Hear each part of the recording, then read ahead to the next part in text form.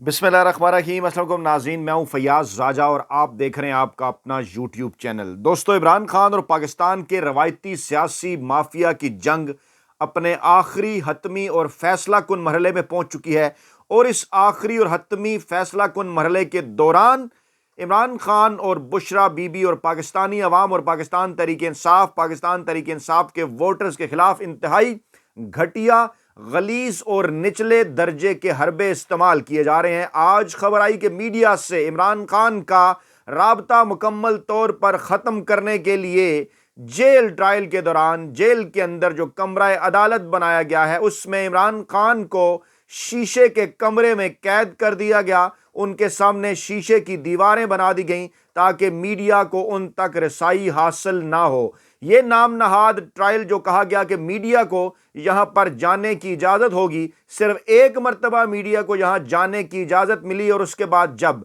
इमरान खान का अज़म, हौसला और इमरान खान की जद्दोजहद पाकिस्तानी अवाम के नतीजे के सामने आई, इमरान खान का पैगाम पाकिस्तानी अवाम तक वहां मौजूद रिपोर्टर्स की सूरत पहुंचा, तो उसके बाद माफिया, हैंडलर्स और सहूलतकार घबरा गए। वाज़ेह रहे कि इस वक्त इमरान खान पाकिस्तान के रवायती सियासी माफिया के खिलाफ जो जंग लड़ रहा है उसके आखिरी हतमी और फैसला कुन मरहले के दौरान पाकिस्तान के रवायती सियासी माफिया को पाकिस्तान की आला अदालतों और पाकिस्तान की इस्टेब्लिशमेंट की हमायत हासिल है। पाकिस्तान में इस वक्त 3 वोटों के दरमियान मुकाबला है। इमरान खान का वोट बैंक, नवाज शरीफ का वोट बैंक और जुल्फकार अली भुट्टो का वोट बैंक। इमरान खान का वोट बैंक इस वक्त पूरे मुल्क में, पाकिस्तान के चारों सूबों में, मरकज इस्लामाबाद में, पाकिस्तान की दीगर 2 इकाइयों कश्मीर और GB गिलगित बल्तिस्तान में सबसे तेज, सबसे आगे है।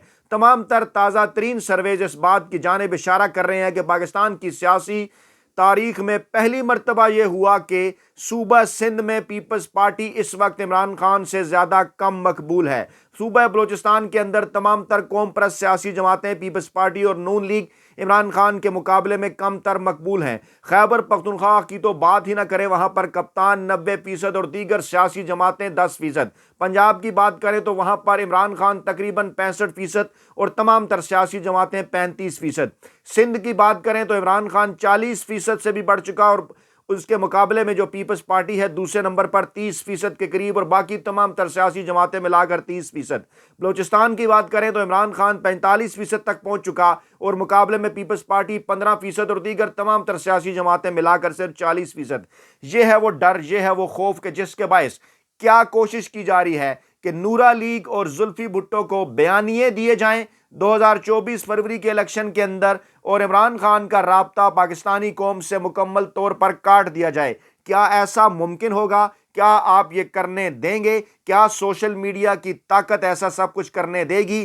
क्या आप लाइक, कमेंट और शेयर करके और लोगों तक ये बात पहुंचाकर अपना फर्ज अदा करेंगे और लोगों को बताएंगे इस कमेंट के सूरत में भी कि आप डट कर इमरान खान के साथ खड़े हुए हैं? आप पाकिस्तान के अंदर पाकिस्तानी आइन कानून जमहूरियत के साथ, पाकिस्तानी अवाम के साथ डट कर खड़े हुए हैं और आप 8 फरवरी को घरों से निकलेंगे, जहां भी होंगे, अगर बैरून मुल्क हैं तो पाकिस्तान पहुंचेंगे और इमरान खान के हक में और पाकिस्तान के आइन कानून और जमहूरियत के हक में अपने हक के इज़हार राय का इजहार करेंगे, रायदही का इजहार करेंगे, चाहे जो कुछ मर्जी हो जाए। अल्टरनेट प्लान भी मौजूद हैं। खुदा ना ख्वास्ता अगर इमरान खान को इलेक्शन ना लड़ने दिया गया, खुदा ना ख्वास्ता अगर बल्ले का निशान ना भी हुआ, तो ऐसी सूरत में भी अल्टरनेट प्लान मौजूद हैं। फिर भी आप अपना किरदार अदा कर सकते हैं। हम इस प्लेटफॉर्म पर आपको बताएंगे आपका किरदार क्या होगा। आप भी तजावीज़ दे सकते हैं कमेंट की सूरत की ऐसी सूरत में क्या हो सकता है। लेकिन इन तमाम तर चीज़ों के बावजूद जहन में रखिए कि इस मौके के ऊपर आपको अपनी आंखें और कान खुले रखना होंगे, क्योंकि ये पाकिस्तान की आइंदा आने वाली नस्लों का मामला है।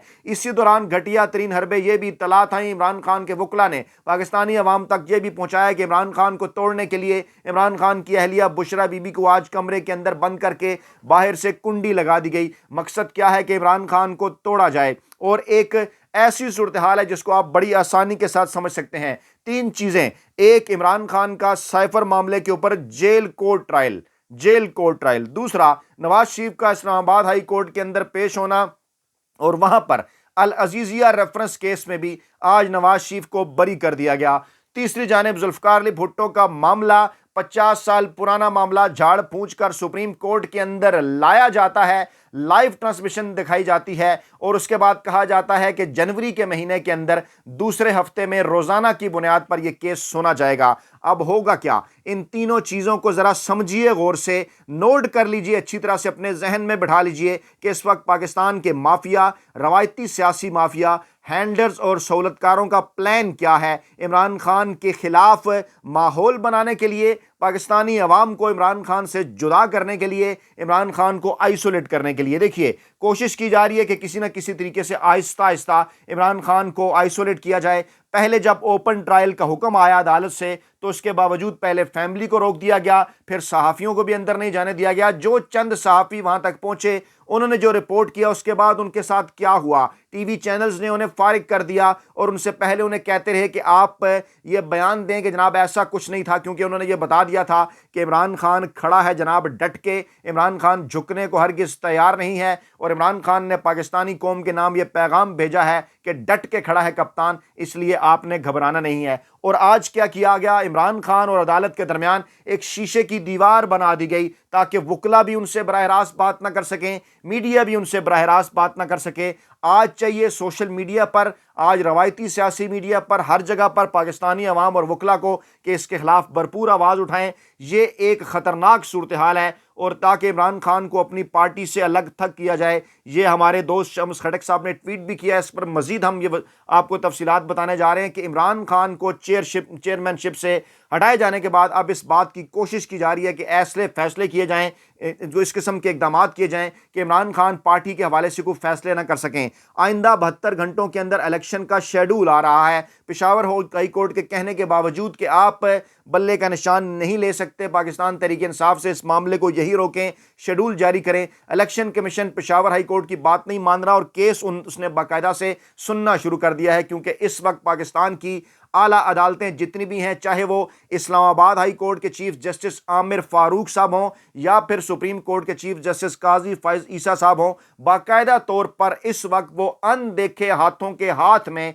इमरान खान, पाकिस्तान की मकबूल तरीन सियासी जमात, पाकिस्तानी अवाम के खिलाफ, आइन के खिलाफ, जमहूरियत के खिलाफ कुछ खुफिया हाथों के सहूलतकार बने हुए हैं। और ये फैसला और ये बात हम हरगिज़ हवा के अंदर नहीं कर रहे, ये बातें तमाम तर सबूतों के सामने, आपके सामने हम रख रहे हैं, क्योंकि ये बात वाज़ेह हो चुकी है कि चाहे जुल्फी भुट्टो के लिए 50 साल पुराना इंसाफ हो या फिर नूरे शरीफ के लिए सिर्फ 5 मिनट वाला इंसाफ हो, मकसद दोनों का एक है, खान से अवाम की तवज्जो हटाना। मगर खान डट के खड़ा है, इसलिए पाकिस्तानी अवाम भी उसके साथ खड़ी है। इसलिए कहा यही जा रहा है कि जनाब कराओ इलेक्शन, आ जाओ मुकाबले के अंदर और देख लो पाकिस्तानी अवाम किसके साथ खड़ी है। इस किस्म के तमाम तरहरबे आजमा लेने के बावजूद अब भी इस बात की कोशिश की जा रही है कि किसी न किसी तरीके से इलेक्शन को डिले करवाया जा सके।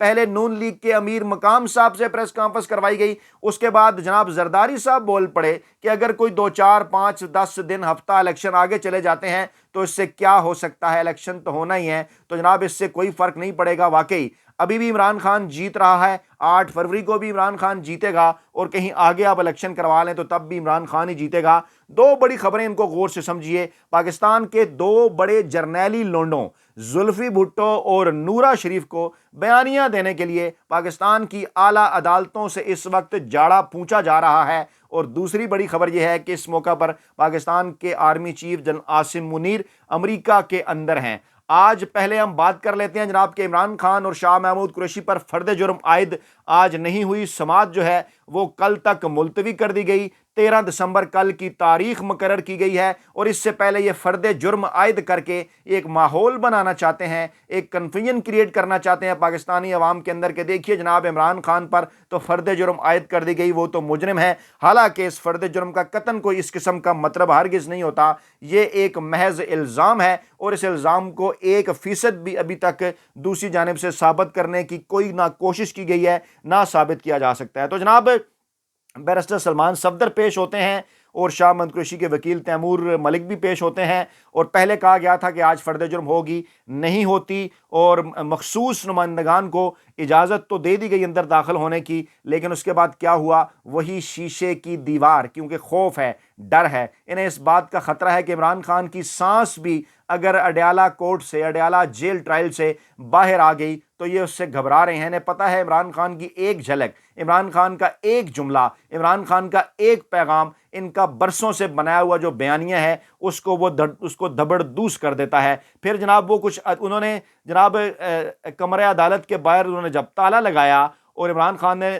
جب عدالت نے ریمارکس دیے کہ یہ جناب ایک انتظامی مسئلہ ہے اور جو ہے وہ اکثریت میڈیا کی باہر کھڑی ہوئی ہے، تو عدالت نے کہا جناب اس معاملے کو دیکھتے ہیں۔ عمران خان نے کمرہ عدالت کے باہر تالا لگانے کا اعتراض کیا اور کہا کہ ہمارے اہل خانہ میں کوئی دہشت گرد نہیں ہے، باہر تالا لگا دیا گیا ہے، جس پر پھر کمرہ عدالت کے داخلی راستے پر لگا تالا کھلوایا گیا۔ اور پھر جج صاحب نے ریمارکس دیے کہ بڑے ایڈمنسٹریٹو ایشوز ہیں جناب، پتہ نہیں چل رہا کیسے جو ہے مینج کریں، اور آؤٹ آف وے جا کر ہم ریلیف دے رہے ہیں۔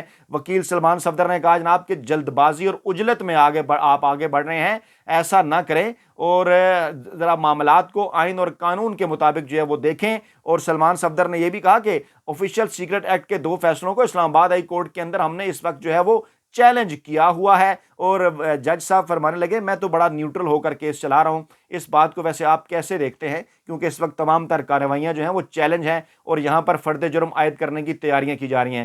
دوسری جانب جناب جسٹس منصور شاہ نے پہلے ہی دن اس تمام تر معاملے کو اڑا کر رکھ دیا زلفی بھٹو صاحب کے حوالے سے جو کیس تھا، کیونکہ جب یہ سارا معاملہ شروع ہوا تو انہوں نے جناب بڑے ہی واضح طور پر ریمارکس دیے۔ انہوں نے جب ریفرنس کا ٹائٹل پڑھا، انہوں نے جب یہ ریفرنس پڑھا اور اس کے بعد جسٹس منصور شاہ نے کیا کہا، انہوں نے ان سے پوچھا، انہوں نے کہا جناب ایک ایسا معاملہ کہ جس کے اوپر پہلے ہی سپریم کورٹ آف پاکستان سے فیصلہ آ چکا ہے، ایک ایسا معاملہ اس کی کو ہمیں کوئی قانونی پہلو تو ہمارے سامنے رکھیں کہ کس طرح سے ہم اس کیس کو دوبارہ سے سن سکتے ہیں، ذرا واضح تو کریں۔ اس پر کہا گیا جناب یہ عوامی دلچسپی کا معاملہ ہے، تو جسٹس منصور شاہ نے کہا جناب عوامی دلچسپی کا اگر معاملہ ہے تو اس کو تو جو ہے وہ صدر صاحب عوامی دلچسپی کا معاملہ دیکھ سکتے ہیں، ہمیں یہ بتائیں کہ اس میں قانونی پہلو جو ہے وہ کہاں پر ہے۔